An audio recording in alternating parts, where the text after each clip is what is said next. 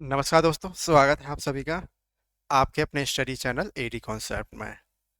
तो बच्चों, Bihar DElEd entrance exam की आज अपन लोग प्रीवियस ईयर क्वेश्चंस की पहली क्लास पढ़ेंगे। और इस सीरीज में हम जो भी क्वेश्चंस पढ़ेंगे ये अपने 2024 में पूछे गए क्वेश्चंस हैं। ठीक है। तो ये सीरीज अभी अपनी 10-12 दिन चलने वाली है और 1 तारीख से अपनी चैप्टर वाइज क्लासेस स्टार्ट हो जाएंगी। उससे पहले जो मतलब हम आपको प्रीवियस क्वेश्चंस की जो सीरीज करवाएंगे ये आप जरूर देखिएगा। ये आपको सीरीज मिलने वाली है मैथ की, हिंदी की और रीजनिंग की। बाकी सभी की पीडीएफ अपलोड कर दी जाएगी हमारे टेलीग्राम पे, मतलब साइंस की और अपनी जो जीके रह जाती है। ठीक है, तो आप वहाँ से उसको पढ़ लीजिएगा। बाकी ये वाली सीरीज आप लोग जरूर देखिएगा।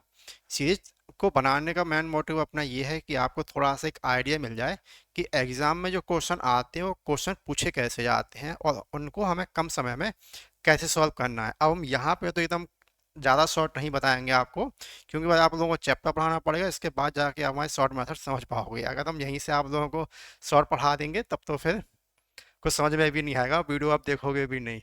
ठीक है बच्चों, तो अभी हम थोड़ा सा वैसे ही सिखा देंगे आप लोगों को, लेकिन हाँ ये बात यकीन दिलाएंगे कि अगर आपको मैथ नहीं आती है तो मैथ की क्लास देखिएगा जरूर।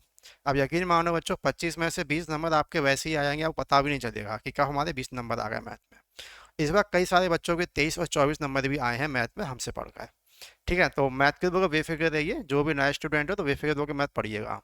ठीक, मैं से प्यार ना हो जाए तो आप कहिएगा। तो पहला क्वेश्चन अपना ये रहा कि निम्नलिखित में से कौन आपरी में नहीं है। ठीक है, आपरी में नहीं है। ठीक है, तो देखो ये तो आपरी में है, रूट से बाहर निकल ही नहीं रहा है, खाली यही है जो अपना रूट से बाहर निकल रहा है, तो यही अपना आपरी में नहीं है। बाकी परी में आपरी में हमने ऑलरेडी पढ़ा रखा है, काफी बच्चे वाली चीज है ये, आप सभी लोगों को आते ही होंगी। तो अपना एक क्वेश्चन परी में और आपरी में से हर बार बनता है, इस बार भी बनेगा। ठीक है, बाकी हम फिर से आप लोगों के बाद चैप्टर और पढ़ा देंगे।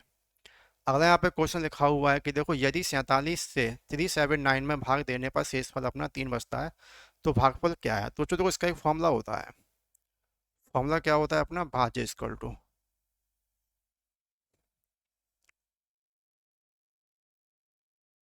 भाजक मल्टीप्लाई भागफल प्लस शेषफल। ये फॉर्मूला होता है, ये सभी लोगों को पता भी होगा, आप लोग पहले भी पढ़ चुके हैं इसको। अब क्वेश्चन में जो जो दिया हुआ है वो हम वहां से पुट कर लेते हैं। तो देखो यहाँ पे क्या बोला गया, यदि 47 से इतने इतने को डिवाइड करने को बोला है, यानी कि ये भाज्य दे रखा है, कितना दे रखा है अपना 379। ठीक है, और भाजक कितना दे रखा है मैं यहाँ पे, ये दिया हुआ है 47। ठीक है, भागफल को मान लेते हैं एक्स, कौन बार बार लिखे, मल्टीप्लाई करेंगे तो जो हो जाएगा अपना 47x प्लस शेषफल कितना यहाँ पे अपना 3 है। 3 जब इस तरफ आएगा तो माइनस में हो जाएगा, तो यहाँ से घटाएंगे तो कितना होगा अपना 376 इक्वल टू 47 और x। ठीक है, इससे हम इसको काटेंगे 7 8 या 56, यानी कि x की वैल्यू अपनी कितनी निकल के आ जाएगी यहाँ पे, 8 निकल के आ जाएगी। क्लियर बच्चों, 8 यानी राइट आंसर सभी लोगों का बी वाला करेक्ट हो जाएगा। अगर आप लोगों को कोई भी चीज़ यहाँ तक समझ में नहीं आती है तो पूछिएगा जरूर। ठीक है, चलिए नेक्स्ट क्वेश्चन पे चलेंगे। नेक्स्ट क्वेश्चन अपना ये रहा, यहाँ पे दिया गया है कि यदि एचसीएफ इतना इतना हो और एलसीएम इतना इतना हो। देखो यहाँ पे कुछ संख्या दे रखी है कि दो संख्या है, 54 है और 78 है। दोनों का यहाँ पे एचसीएफ दिया हुआ है 6 और एलसीएम दिया हुआ है इतना, तो इनका मान ज्ञात करना है। तो इसका भी छोटा सा फॉर्मूला होता है, क्या होता है, अ, पहली संख्या मल्टीप्लाई बाय दूसरी संख्या equal to LCM multiply HCF, ये होता है। ठीक है, तो दो संख्या तो हमको ऑलरेडी पता ही है। क्या पता है संख्या, देखो इनका मान ज्ञात करना, अरे भी ज्ञात करना। देखो दो संख्या है, तो दो संख्या हमको ऑलरेडी पता है कितना है, 54 78, ये तो दोनों संख्याएं हैं अपनी। तो बस दोनों लिख लो, कितना है 54 मल्टीप्लाई 78। और इनका बच्चों क्या दे रखा है, S C F. S C F कितना दिया हुआ है, 6 है। एस सी एफ को फाइंड करना है, एस सी एफ दिया हुआ है, एलसीएम फाइंड करना है। ठीक, कुछ कटा है यहाँ से तो काट देंगे, 6 9 जा 54। ठीक है, 9 8 72, यानी कि 702। 702 इसका क्या आ जाएगा बच्चों, एलसीएम आ जाएगा। क्लियर, बताओ बच्चों, यहाँ तक किसी बच्चे को कोई समस्या हो या फिर कोई भी चीज़ समझ में नहीं आ रही हो तो पूछ लो। अगर सारी चीज़ यहाँ तक क्लियर है तब चलते हैं यहाँ से अपन लोग अगले क्वेश्चन की तरफ। ठीक है, देखो नेक्स्ट क्वेश्चन यहाँ पे दिया हुआ है कि त्रिघातीय बहुपद है x Q minus seven x square plus five x plus nine कि शून्य इतना इतना हो तो alpha plus beta plus gamma का मान निकालें, सम ऑफ रूट्स निकालना है। तो सम ऑफ रूट्स का फॉर्मूला क्या होता है बच्चों, माइनस का बी अपॉन ए। ठीक है, ये ए की वैल्यू है, बी की वैल्यू, सी की और डी की। ठीक है, तो त्रिघातीय ए की वैल्यू ये, बी की वैल्यू ये है। बी की वैल्यू कितनी दे रखी है बच्चों यहाँ पे, माइनस का 7 अपॉन कितना है 1, माइनस माइनस क्या हो जाएगा यहाँ पे प्लस का 7। बस यही अपना यहाँ पे राइट आंसर हो जाएगा, बी वाला। क्लियर है। नेक्स्ट चलेंगे, यहाँ पे नेक्स्ट लिखा हुआ है यदि बहुपद एक्स स्क्वायर प्लस ए एक्स माइनस बी के शून्य एक दूसरे के व्युत्क्रमक हो तो बी का मान निकालना है, कितना होगा। तो चलिए निकाल दें, काफी आसान है बी का मान निकालना। यहाँ पे बोला गया कि एक शून्य क्या है, एक जो क्या बोलते हैं इसका, एक शून्य क्या है, दूसरे का व्युत्क्रमानुपाती शून्य, यानी कि वही अल्फा और बीटा की वैल्यू बोला गया है इसमें। ठीक है, अल्फा और बीटा, एक क्या है, दूसरे का व्युत्क्रमानुपाती यानी अपोजिट है, यानी अल्फा है और ये बीटा है, तो यानी ये हो जाएगा अपना 1/बीटा। ठीक, क्रॉस मल्टीप्लाई कराएंगे यहाँ पे दोनों का, तो अल्फा और बीटा इक्वल टू कितना हो जाएगा यहाँ पे 1। तो ये तो अपना देखो प्रोडक्ट ऑफ रूट निकल गया। मूलों का गुणनफल क्या होता है, सी अपॉन ए, यानी इसका सीधा निकल गया, दोनों मूलों का गुणनफल कितना हुआ यहाँ से अपना 1 हो गया है। ठीक है, अब निकाल लो यहाँ से प्रोडक्ट ऑफ रूट। ठीक है, प्रोडक्ट ऑफ रूट्स फॉर्मूला क्या होता है बच्चों इसका, माइनस का बी अपॉन ए। ठीक है, बी अपॉन ए, एक वैल्यू कुछ नहीं तो यानी 1 ही लेंगे अपन यहाँ पे। अब दोनों की वैल्यू जो निकली हुई है इन दोनों क्या कराएंगे, कंपेयरिंग कराएंगे। ए की वैल्यू यहाँ 1 लेंगे क्योंकि यहाँ कुछ लिखा नहीं है, इसलिए उसकी वैल्यू 1 लेंगे अपन। ठीक है, अब दोनों कंपेयरिंग कराएंगे तो कितना लिखा है बच्चों यहाँ पे 1 equal to minus B upon कितना हो गया ए, सॉरी 1। ठीक है, जब यहाँ पे बच्चों ये आएगा तो कितना 1 इक्वल टू कितना हो जाएगा, माइनस का बी। 1 इक्वल टू बच्चों यहाँ पे कितना हो जाएगा ये, माइनस का बी। और अगर आप माइनस से डिवाइड कराएंगे तो कितना हो जाएगा, ये माइनस का 1 हो जाएगा, खत्म। ये कुछ नहीं तो यहाँ पे 1 मानते, 1 से डिवाइड कराओगे तो क्या होगा, माइनस का 1 ही तो आएगा। तो राइट आंसर यहाँ पे कितना हो जाएगा अपना, ऑप्शन नंबर ए वाला करेक्ट हो जाएगा। नेक्स्ट क्वेश्चन पे आएंगे, यहाँ पे नेक्स्ट क्वेश्चन लिखा हुआ है यदि युगपत समीकरण का निकाय कोई हल नहीं हो तो वह समीकरण कैसा कहलाता है। देखो यहाँ पे लिखा है जिसका भी कोई हल ही नहीं है तो उसके अपन लोग क्या बोलेंगे, विरोधी बोलेंगे बच्चों, आप विरोधी बोलेंगे। सही बच्चे इसका कमेंट करके यहाँ से बताइएगा हमको कि इसको बोलते क्या है, विरोधी बोलते हैं यहाँ पे इसको आप विरोधी बोलते हो। जितने लोग अगर यहाँ पे लोग आप विरोधी के साथ जा रहे हो सभी लोग सही है। ठीक है, अगले क्वेश्चन पे चलेंगे। अगला क्वेश्चन लिखा हुआ है दो चर है एक्स वाई में रैखिक समीकरण इतने इतने में किसना बोला गया कितने अधिकतम हल संभव है। तो देखो हमने बताया कभी भी कोई भी रैखिक समीकरण दिया जाए उसके इनफाइनाइट सॉल्यूशन निकलते हैं, अनंत सॉल्यूशन निकलेंगे उसके। ठीक है, ये हमेशा याद कर लो, तो एज इट आता है क्वेश्चन, ये हर बार एक क्वेश्चन इसका आ ही रहा है। अभी तक 4 बार पेपर हो चुका है डीएलएड का, 4 बार में ही, तो ये 3 बार हो चुका है, चौथी बार तो अब होगा। ठीक है, हर बार में एक क्वेश्चन ये पूछा गया है, तो इसका सॉल्यूशन होता है अनंत। ठीक, नेक्स्ट लिखा हुआ है बोला क्या गया तो ए का मान निकालो कितना होगा, यानी एक्स का मान दिया हुआ है 1 और वाई का मान दिया हुआ है यहाँ पे कितना 6। ठीक है, दोनों के मान यहाँ पे दिए हैं 8x minus A Y equal to A square equal to 0 हो तो ए का मान निकालो कितना है। चलो अभी निकाल देते हैं, इसमें कौन सी बहुत बड़ी बात है। देखो दिया क्या है यहाँ पे 8x है माइनस ए वाई है प्लस इक्वल टू कितना है 0 है। ठीक, अब वैल्यू पुट कर लो, एक्स वैल्यू क्या दे रखी है 1 तो जो हो गया 8। ए की वैल्यू कुछ दी नहीं है, वाई की वैल्यू कितनी दे रखी है 6, तो ये क्या हो गया 6a हो जाएगा। ठीक है, प्लस और यहाँ पे ए की वैल्यू कुछ दी है नहीं दी है, तो ए स्क्वायर तो अपना ए स्क्वायर ही रहेगा इक्वल टू 0। ठीक, अब थोड़ा सा इसको अरेंज कर ले अपन लो, ए स्क्वायर पहले लिख लो माइनस का 6a प्लस का कितना हो जाएगा 8 इक्वल टू 0। अब यहाँ पे देखो आपको गुणनखंड निकालना पड़ेंगे, गुणनखंड ना निकालो, हमने शॉर्टकट सिखा रखी है आपको। करना क्या है, आपको हमेशा ये वाला साइन देखना है और ये वाला नंबर देखना है पीछे वाला। 8 लिखा है तो 8 के ऐसे फैक्टर करो कि मल्टीप्लाई करने में 8 है और प्लस करने में कितना आना चाहिए 6 आना चाहिए। तो 8 को अपन लोग कैसे लिख सकते हैं, 8 को लिखेंगे अपन लोग 4 दूनी 8, ये लिखेंगे 4 2 जा 8, ये लिखेंगे अपन लोग। तो मल्टीप्लाई कर रहे हैं कितना 8 आ रहा है और जोड़ो तो कितना आ रहा है 4 और 2 6 आ रहा है जोड़ने में, बस काम बन गया। तो बड़ी संख्या पहले लिख लो चाहे छोटी संख्या लिख लो, आंसर पर कोई फर्क नहीं पड़ेगा आपका इसमें। ठीक है, 2 यहाँ लिख दिया हमने, 4 यहाँ लिख दिया। अब साइन कैसे चेंज करेंगे, ध्यान समझना। अगर यहाँ पे साइन लगा हुआ है माइनस का, तो उसका जो भी वैल्यू आएगी प्लस में ही आएगी, हमेशा इस वाले साइन के अपोजिट में ही इसकी वैल्यू आती है। जैसे कि यहाँ लगा हुआ है माइनस का, तो ये आई प्लस में वैल्यू। अब ये वाला साइन कैसे चेंज होता है, तो देखो अगर ये वाला साइन माइनस का है तो ये वाला साइन चेंज नहीं होता है, तो माइनस का है तो चेंज नहीं हुआ। अगर ये मान लो प्लस का होता तब ये वाला साइन चेंज हो जाता। जैसे चेंज कैसे होता, जैसे कि मान लो प्लस लगा है तो ये माइनस हो जाता फिर, लेकिन अभी कोई चेंज नहीं होगा ये, क्योंकि ये माइनस का जो चेंज होगा नहीं, प्लस का प्लस ही रहेगा, और ये हमेशा चेंज हो जाता है, इससे मतलब कुछ नहीं है। माइनस है तो प्लस, प्लस है तो यहाँ माइनस, अब यहाँ माइनस इसलिए प्लस लिख दिया, खत्म आंसर। ठीक है, 2 और 4। कोई बच्चे मतलब पहली पहली बार देख रहे होंगे तो शायद से कोई चीज़ समझ में ना आ रही हो, लेकिन हमने आपको बच्चों ये चैप्टर पढ़ा रखा है, 2 4 वाले रैखिक समीकरण। इसको आप लोग एक बार देख लीजिएगा तो आपकी सारी समस्याओं का समाधान हो जाएगा। बाकी इस बार हम आप लोगों को फिर से पढ़ाएंगे तो अच्छे से क्लियर सारी चीज़ें होती चली जाएंगी। अगले क्वेश्चन पे चलेंगे, तो ये दिया हुआ है यहाँ पे और हमें इसकी वैल्यू निकालनी है। तो कभी भी इस टाइप का क्वेश्चन सॉल्व करने से पहले आपको ये वैल्यू पता होना चाहिए कि एक, अच्छा पहले सॉल्व कर लो फिर हम बाद में बताते हैं। देखो इसको सॉल्व करना कैसे, a plus B equal to दे रखा है, यहाँ पे तो जीरो भी है, इतने इतने का मान निकालो। अच्छा इतने इतने का मान निकालना है तो एक काम करो, प्लस में है तो उनको एलसीएम ले लो, ए बी सी एलसीएम आ जाएगा, ए बी सी एलसीएम आ जाएगा यहाँ पे। देखो अब यहाँ पे क्या है, बी सी है, तो बी सी कटेगा, बचेगा क्या, ए, एक ए ये है और 2 ए यहाँ पे, यानी 3 ए हो जाएंगे, ए क्यों लिखेंगे। वैसे यहाँ पे बी सी कट जाएगा, बी सी कटे बचेगा, एक भी यहाँ बचेगा, 2 भी पहले से, तो ये हो जाएंगे अपने बी क्यू, ये हो जाएंगे अपने सी क्यू।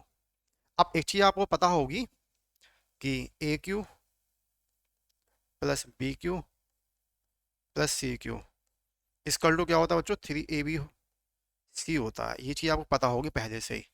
तो इस पूरे के इक्वल लिखेंगे बच्चों यहाँ पे हम 3ABC, अपॉन में क्या लिखा हुआ है, ABC लिखा हुआ है, तो ये कट जाएगा, आंसर कितना आएगा बच्चों यहाँ पे अपना 3 आएगा। 3 राइट आंसर यहाँ पे क्या होगा, ऑप्शन नंबर डी पे रखा रखा है, 3 हो जाएगा। ठीक है, चलो बच्चों अगले क्वेश्चन पे आएंगे यहाँ से।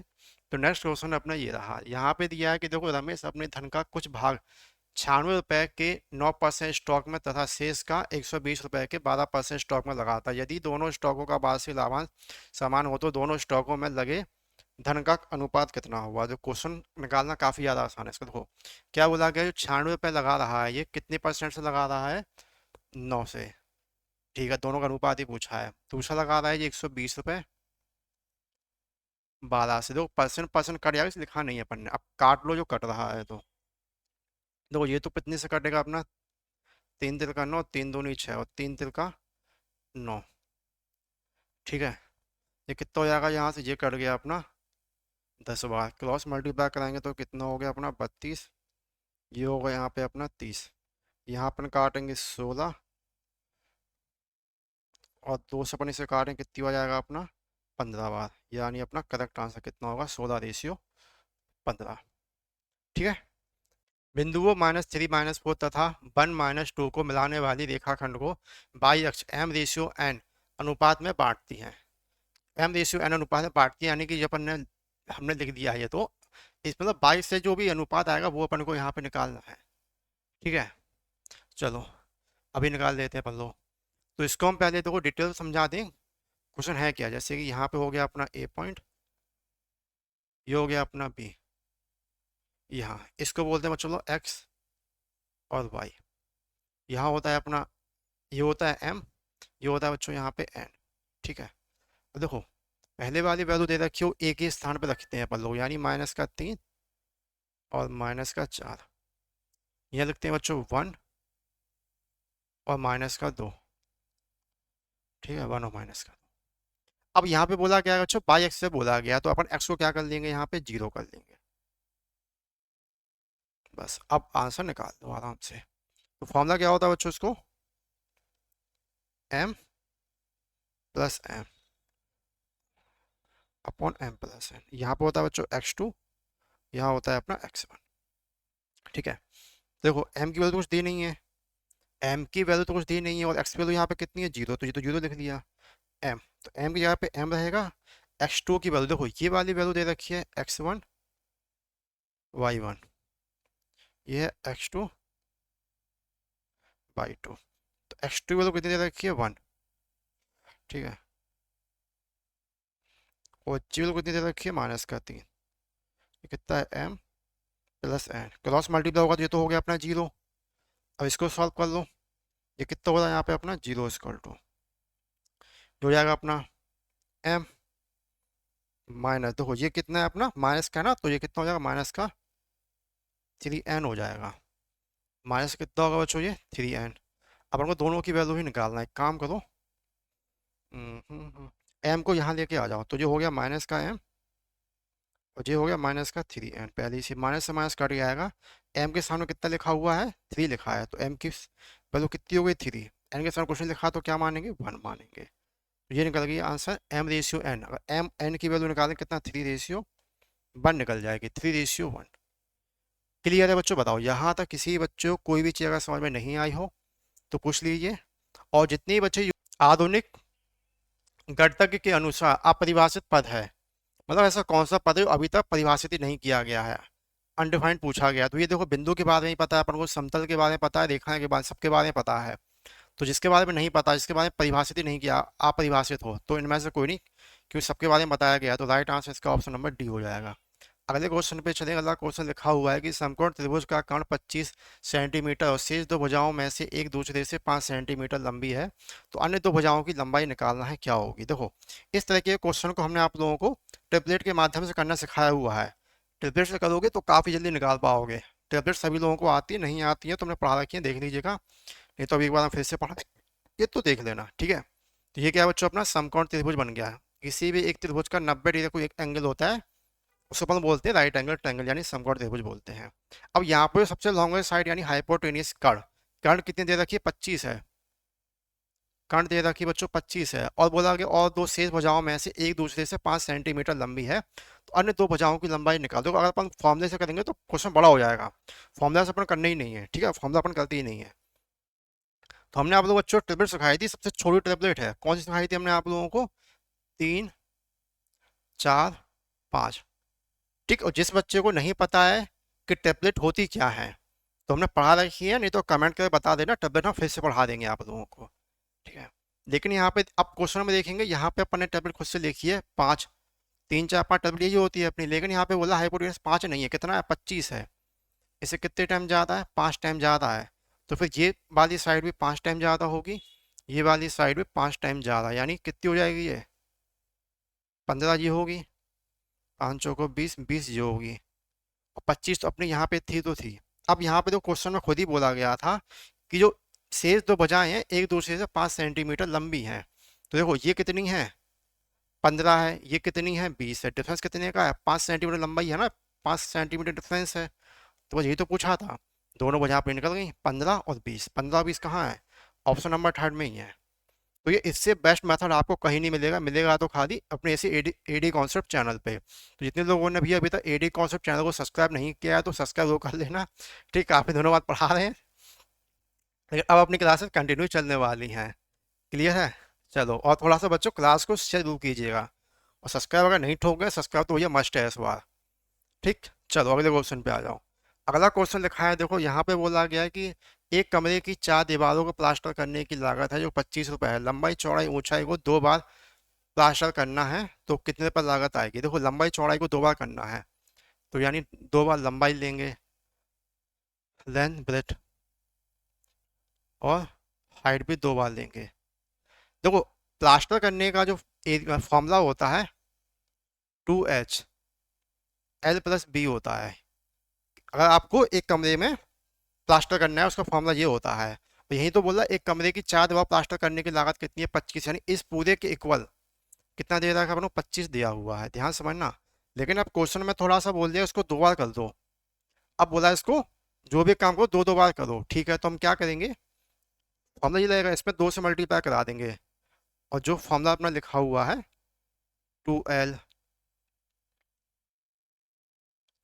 2 ब्रेथ और 2 हाइट, इतना अपना ये हो जाएगा, ठीक है। यहाँ अगर किसी बच्चों को कोई भी समस्या हो तो आप लोग पूछिएगा, ठीक है। अब देखो, लेकिन अपन इससे सॉल्व तो कर ही नहीं पाएंगे, तो यहाँ पे क्या दे रखा है 2L, एक काम 2L और 2 भी हैं। अपन को ये बनाना है, क्यों इसकी वैल्यू दे रखी है, तो ये कब बनेगा, जब ये दो को बाहर निकाल देंगे अपन, तो एक काम, दो को बाहर निकाल के लाएंगे तो उसका मल्टीप्लाई दो से होगा, ना कि इससे होगा, ये तो अलग फॉर्मूले में ही लिखा है ये। इन दो को बाहर कॉमन निकाल लो, तो दो को बाहर निकलेगा, दो दो कितना हो गया, यहाँ पे हो गया 4। ठीक है, अभी अंदर वाली वैल्यू क्या बची है अपनी, 2h two H L plus B, ये बच गई यहाँ पे अपनी। ठीक है, ध्यान समझना। अब तो इसके पूरे के बराबर ये वैल्यू दे रखी है, कितनी दे रखी है, 25 दे रखी है। तो 25 चौको कितना होगा यहाँ पे अपना, ये जो हो जाएगा 25 चौको 100। 100 यानी करेक्ट आंसर कितना होगा, ऑप्शन नंबर सी। क्लियर सभी लोगों का, बताओ यहाँ तक किसी बच्चों को किसी प्रकार की कोई भी अगर समस्या हो या फिर कोई भी चीज़ समझ में नहीं आई हो तो पूछ लो। भाई सबका अगर क्लियर है तो फिर अगले क्वेश्चन पे चलते हैं। अगला क्वेश्चन यहाँ पे दिया है, एक समांतर चतुर्भुज का क्षेत्रफल है जो कि चतुर्भुज है, वही बेस इंटू हाइट 70 दे रखा है, इसमें ऊंचाई दे रखी है देखो। तो उसके आधार पर खड़े समान क्षेत्रफल के आयत की परिधि, आयत का परिधि यानी कि 2l प्लस बी निकालना, ये तो निकालना अपन को। Equal area standing on the same base, perimeter निकालना है, आयत का परिमाप 2l प्लस बी, फॉर्मूला ये होता है। क्षेत्रफल दिया है यानी कि l इंटू बी, लंबाई बेस इंटू हाइट। ठीक है, बेस इंटू हाइट, आधा इंटू ऊंचाई बराबर कितना दे रखा है यहाँ पे, 70 दिया हुआ है, 70। ठीक, इसमें ऊंचाई दे रखी है उसकी कितनी है, 7 है। हाइट यहाँ पे उसकी 7 दे रखी है। इससे अपन यहाँ पे काटेंगे तो बी की वैल्यू कितनी निकल के आएगी यहाँ पे, 10।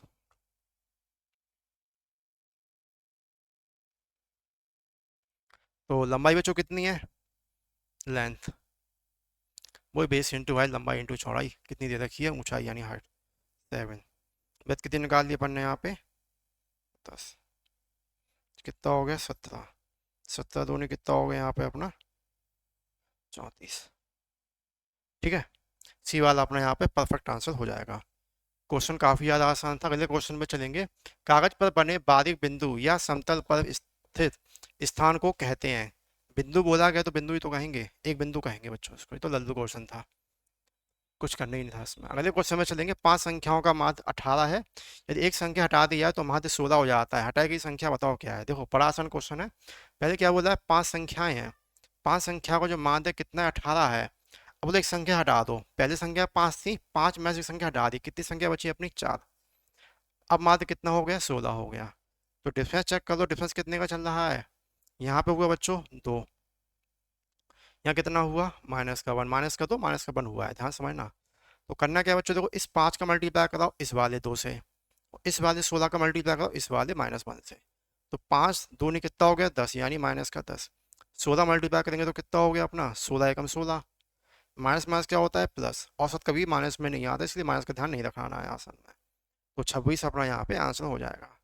क्लियर है, देखो ये आपको पहली बार कर दूंगा तो लग रहा हो कि सॉल्यूशन ये बड़ा है, सॉल्यूशन बड़ा नहीं है, ये बहुत छोटा सॉल्यूशन है ये। अगर आप देखो, अगर आप एवरेज वाले फॉर्मूले से करोगे थोड़ा सा बड़ा लगता है। देखो क्या है, पांच संख्याओं का औसत 80 है, तो 5 मल्टीप्लाई 80 करोगे, ठीक है, 18 पंजे 90। ठीक है, 16 मल्टीप्लाई 4 करोगे यहाँ पे, 64, ऐसे करोगे तब भी आपका आंसर आना वही है। ठीक है, आंसर भी आप लोगों का फिर भी वही आएगा। तो ये नहीं सोचो कि उससे करेंगे तो छोटा पड़ जाएगा, अभी क्या है ना, ये क्वेश्चन थोड़े छोटा लिखा है, वैसे मान लो 15 लिखा होता है, यहाँ 14 लिखा होता। तो 18 मल्टीप्लाई 15 करोगे तो उसमें टाइम ले जाएगा आपका ज़्यादा, इसीलिए ये वाला मेथड ज़्यादा अच्छा नहीं है। ठीक है, वो तो ये कहते किताब से पढ़ा है तो ये करेंगे ना, कि हमारा मेथड पढ़ो इजीली निकाल पाओगे। तो अगर आप यहाँ पे 15 भी कर लोगे तो भी आसानी से निकाल पाओगे, जैसे 15 कर दिया, यहाँ पे 14 कर दिया, कर लो, अभी भी निकाल दो। यहाँ पे डिफरेंस कितना चल रहा है, यहाँ भी अभी 2 का है, यहाँ डिफरेंस कितने का, अभी भी 1 का ही है। तो बस अभी 16 मल्टीप्लाई करोगे इससे और 15 मल्टीप्लाई करोगे इससे, अभी भी आसानी से निकाल पाओगे। ये करोगे तो आपको मल्टीप्लाई करना पड़ेगा पहले दोनों का, फिर दोनों का डिफरेंस निकालना पड़ेगा। आगे चलेंगे, आगे लिखा हुआ किसी वितरण का बहुलक तथा माध्यक का जो अनुपात है वो 6:5 है, तो मध्य तथा माध्यक का अनुपात कितना होगा। तो उसका फॉर्मूला सभी को पता है, क्या होता है, बहुलक इक्वल टू यानी मोड इक्वल टू 3 माध्य का माइनस का क्या होगा, 2 माध्य। ठीक, तो बहुलक क्या दिया है बच्चों, तो बहुलक और माध्यक दिया हुआ है। बहुलक बहुलक कितना दे रखा है, 6, तो ये हो गया अपना 6, 3। और माध्यक कितने दे रखी है, 5, माइनस का 2 माध्य। ठीक, ये कितना हो गया बच्चों, 15। ये कितना है, 6, 15 में से जब इस तरफ आएगा तो कितना हो जाएगा, माइनस का 9। ये कितना है, माइनस का 2 माध्य। माइनस माइनस कट जाएगा, माध्य कितना निकलेगा यहाँ से अपना, 9/2। बोला क्या आ गया बच्चों, माध्य और माध्यक। तो माध्य कितना निकला अपना, 9/2। और माध्यक कितना है, माध्यक दिया हुआ है, माध्यक दिया हुआ है 5। मल्टीप्लाई करें कितना हो गया, 9, 5 दूनी 10। करेक्ट आंसर कितना होगा अपना यहाँ पे, ऑप्शन नंबर बी वाला सही हो जाएगा। क्लियर है बच्चों, बताओ यहाँ तक किसी बच्चों को कोई समस्या या फिर कोई भी चीज़ समझ में नहीं आई हो तो पूछो। बताओ बच्चों, है किसी को यहाँ तक कोई इसी प्रकार कोई समस्या, समस्या आ भी रही होगी तो बच्चों बताइएगा जरूर। ये नहीं कि बता भी नहीं रहे हो, समझ में आ भी नहीं रहा है।